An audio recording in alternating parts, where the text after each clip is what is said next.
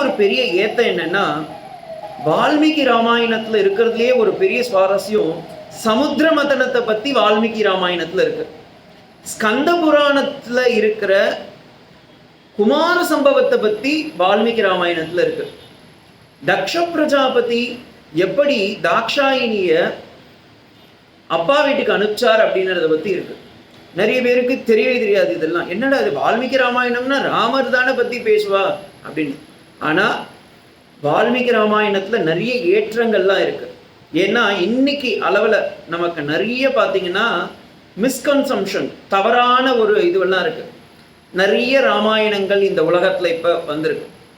For example சம்ஸ்கிருதத்திலேயே பார்த்தீங்கன்னா 19ஆவது நூற்றாண்டுல அத்தியாத்ம ராமாயணம் அப்படின்னு ஒரு ராமாயணம் இருக்கு.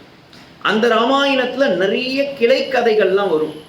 அந்த கதைகள்ல சில அது அப்ப கவிநயத்துக்காக அங்கங்க கொஞ்சம் கொஞ்சம் சேர்த்து எழுதியிருப்பாங்க.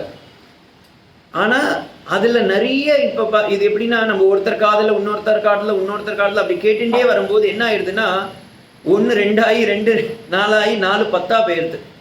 ஒரு 2-3 இடம் எங்கெங்கெல்லாம் ரொம்ப வருதோ அந்த இடத்துல தான் நான் சொல்றேன்.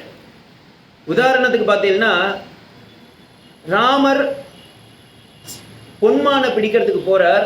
அங்க லக்ஷ்மண சுவாமி ஒரு கோடு போடுறது தான் இன்னைக்கு வரைக்கும் நம்மளும் நினைச்சுட்டு இருக்கோம் லக்ஷ்மண் ரேகா அப்படின்னு. அப்படி ஒரு கோடே கிடையாது. வால்மீகி ராமாயணத்திலையும் கிடையாது, கம்ப ராமாயணத்திலையும் கிடையாது.